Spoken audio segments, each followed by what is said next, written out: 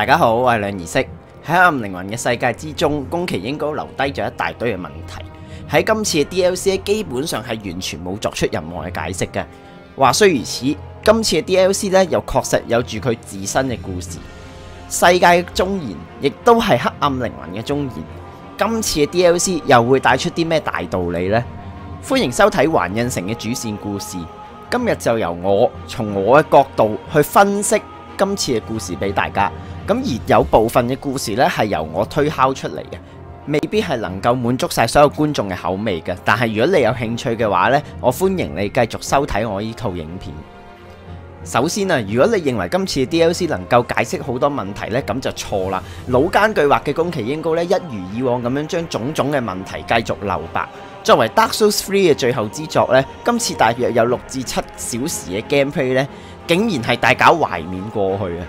喺今次嘅作品呢，你會睇到好多熟悉嘅畫面，有 Dark Souls 2嘅推土塔、沙之魔法師，又有 Dark Souls 1嘅全火祭祀場，同埋環印城過場動畫，亦都同一代嘅阿諾爾隆德過場動畫係十分相似。其實除咗大搞懷緬過去之外呢，當中環印城嘅過場動畫呢，我認為係今次 DLC 故事之中軸心嘅軸心啊！喺稍後時間呢，我哋就會再探討噶啦。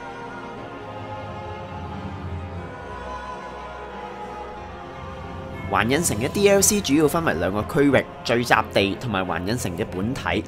喺聚集地呢，你會睇到好多熟悉嘅碎片，當中包括洛斯里克城、推土塔同埋全火祭祀場等等。今次嘅 DLC 除咗係審視黑暗靈魂嘅過去之外，我哋亦都從老巡禮者嘅對話當中得知到呢個地方就係世界嘅盡頭，神明盛世嘅結束。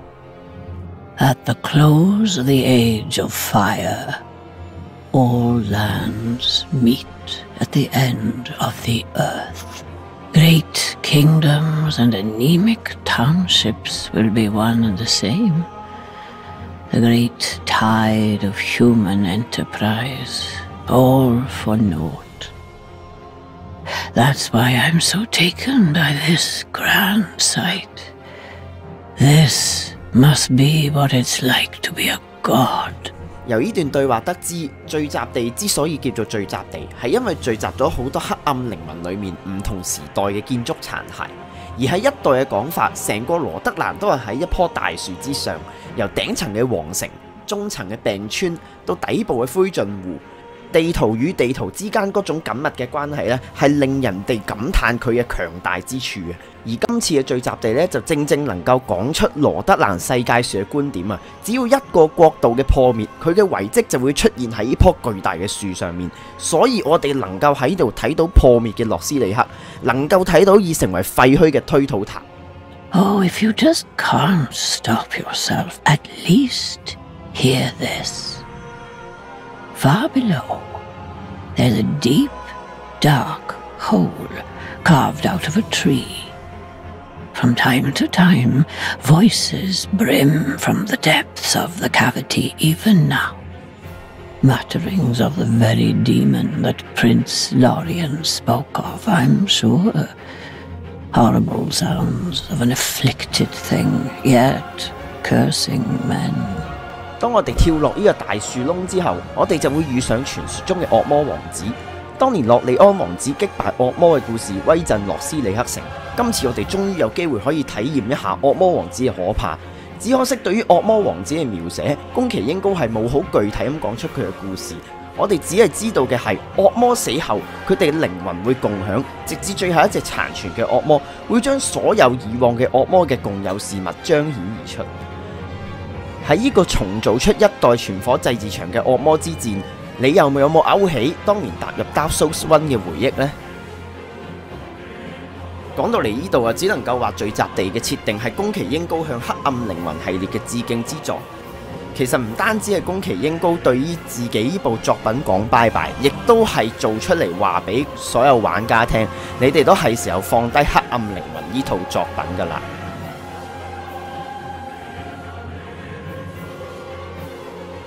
喺擊敗惡魔王子之後，我哋就會進入下一個場景，亦都係今次 DLC 嘅重點部分——環印城。喺進入環印城之前，特使小環旗就喺呢個 DLC 故事嘅軸心啊，上面就寫住：據說大王將末世所在嘅環印城連同痛愛嘅妖女贈予得到黑暗靈魂嘅矮人，此為終有一天前往迎接他的證明。根據小環旗嘅描述寫低呢，環印城係國溫送贈矮人嘅一個國度，美其名就係送俾矮人當做禮物，但係實際上其實係一個困住人類嘅鳥籠。而呢一個環印城亦都係人類被誘惑接觸深淵、墮落黑暗嘅地方。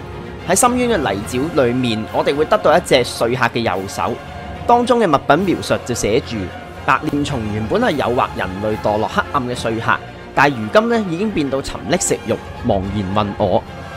Many of us are by the fire, forsaken.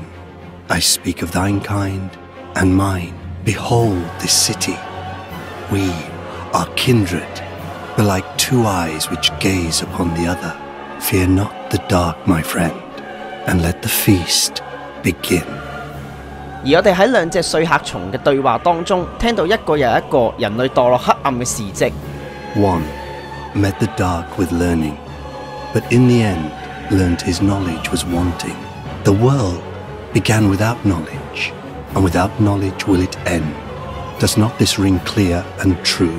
Fear not the dark, my friend, and let the feast begin. One poor girl slew her own kin, but even so was embraced, enveloped by the abyss. 'Twas a comfort that neither moon nor sunless sky afforded her before. Fear not the dark, my friend, and let the feast begin. 而我相信，就算冇呢班說客蟲喺人類嘅發展過程當中，最終一定會接觸到深淵，或者擁有黑暗靈魂嘅人類同深淵根本有密不可分嘅關係。對深淵趨之若鶩，不期盼火嘅時代，呢個就係蟲同人類之間嘅共識。說客蟲嘅頭部係咁講啊，當你戴上蟲嘅頭部咧，兩者連樣貌都別無二致。其實遊魂同蟲之間根本上最終都係離唔開深淵。而喺環印城裏面有唔少嘅環印騎士，佢哋嘅外形同 Dark Souls 1當年小龍德嘅四皇手下吸魂鬼有住好多嘅共同點，當中兩者都獲得咗深淵之靈，擁有不老不死嘅身體，但係暫時冇確實證據顯示兩者係同嘅種類，所以我都唔會喺度多講佢兩者之間嘅關聯。而呢啲環印騎士喺心口有住巨大嘅空洞，正正就係不死人嘅證明，黑暗之魂。而呢啲鎧甲嘅描述係咁樣寫嘅。前人嘅防具經過深淵嘅碎煉，因此帶有些許嘅生命。據說亦都因為咁，諸神先至會將文與主一同切下火嘅封印。而當中所指嘅前人，會唔會就係講緊吸魂鬼呢？總而言之，喺呢啲物品描寫當中，我哋可以肯定嘅係，諸神懼怕住係擁有黑暗靈魂嘅矮人，所以都將佢哋封印喺環印城裏面。從一代嘅小龍德墮落，阿爾特留斯嘅事蹟，到三代嘅霸王沃尼爾國家嘅淪陷，再到最後嘅 DLC 說客蟲、環印騎士等等嘅人物，一直都講述住深淵嘅可怕。深淵係足以侵蝕一切嘅嘢，就連神明都懼怕住嘅可怕事物，令一切發狂嘅元兇。喺環印城更加深入嘅地方有一個小教堂，教堂裏面困住一個侍女希拉。作為神嘅僕人，希拉懼怕住黑暗。而當你能夠講出神嘅名國溫，佢就會開始同你展開一段對話。Ah, then thou'st not forgotten. Perhaps 'tis why we may converse. I am known as Shira, servant to the Princess Filianor, matriarch of the church. They who are ken to God's name are surely ken to the terrors of the dark. Please, I bid thee take not from the princess her peace or rest. As the fire waneth, does she lie by the dark, all for the sake of man. 由呢段對話當中，我哋得知佢想你明白黑暗嘅可怕，而佢認為公主嘅安眠係唯一能夠控制黑暗力量嘅辦法，一切都為咗人類，所以衷心希望我哋唔好再打攪公主。然後佢又同我哋講咗一個故事，一個不朽古龍嘅故事。May I ask thee a kindness? Perhaps thou'st beheld the lone dragon that inhabiteth this city. Medea is his name, and the arch-dragons are his forebears. He once railed against the dark, but was by dark afflicted. Now here, returned, he remaineth, to watch over the sleeping princess, true to the old accord. And yet I would have thee put the dragon to rest. before the dark consumeth him. 當我哋擊敗咗古龍嘅後裔米迪爾之後，佢嘅靈魂係咁寫嘅：古龍嘅後裔米迪爾受神撫養，因為其不朽嘅性質，擁有永遠吞噬黑暗嘅使命。就算神子早已消散而去，依然善盡使命。喺羅德蘭嘅傳說裏面，火之盛世係基於古龍滅絕。古龍之所以滅絕，係因為由於葛溫、魔女、尼特三位分得王之靈魂嘅種族合作，再加上古龍希斯同族嘅背叛，一同合力擊敗咗古龍。但係咧，默默無名分得黑暗靈魂嘅人類咧，淨係單靠黑暗靈魂嘅力量，就足以將不朽嘅古龍後裔侵蝕殆盡。由此可見咧，黑暗靈魂嘅強大咧，係足以超越其餘三種王魂。而喺環印城嘅盡頭裏面，我哋會揾到小環奇所描述嘅葛溫妖女費蓮諾爾公主。因為公主受教堂之槍保護，信奉住神明嘅人類會以守護者嘅姿態現身，並且擊退侵入者，以維持公主嘅安眠。但係啊，正所謂唔亂搞咧，就唔係不死人啊！滋擾公主嘅安眠咧，簡直就好似主角嘅終身使命一樣啊！喺接觸公主懷抱裏面嗰隻蛋之後啊，成個世界就簡直變咗另一個樣啊！由受陽光照耀、太平盛世嘅環印城，轉眼間就變咗一個死寂荒涼嘅沙漠。大家仲記唔記得當初嘅一代阿洛爾隆德啊？佢進入場景嗰個畫面，同今次 DLC 進入環印城嘅過場動畫，可以話係一模一樣啊！而我哋知道一代嘅皇城表面上係一個充滿陽光恩惠嘅地方，但係實際上當我哋打咗公主嘅幻象落嚟之後，皇城嘅真面目本身已經係一個死城，所有眾神咧已經離去咗呢個皇城噶啦，留低嘅就只有葛溫德林一個。咁樣同今次嘅 DLC 係咪好相似呢？所以話唔定喺 DLC 嘅沙漠世界先至係現今環印城嘅真面目。而當初陽光普照嘅環印城，其實同一代嘅皇城一樣，只係一個假象。真正嘅環印城已經變成一個荒蕪廢墟嘅世界。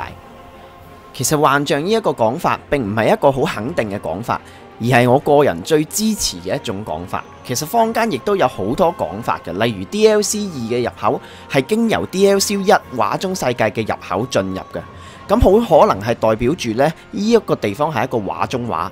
環印城亦都講唔定係另一個畫中世界。當環印城嘅幻象被識破之後，我哋就會喺沙漠嘅裏面揾到被食成一半嘅矮人王喺度向緊公主求救。Oh, Filianor, help me, please. The Red Hood is come to eat us, to eat our dark souls. Filianor, help me, please. 由此可見，呢一班矮人王係信奉住神明，對公主嘅守護深信不疑。而事實上，葛溫對人類加封，戴上冠冕，只係奪去人類自由嘅其中一個計謀。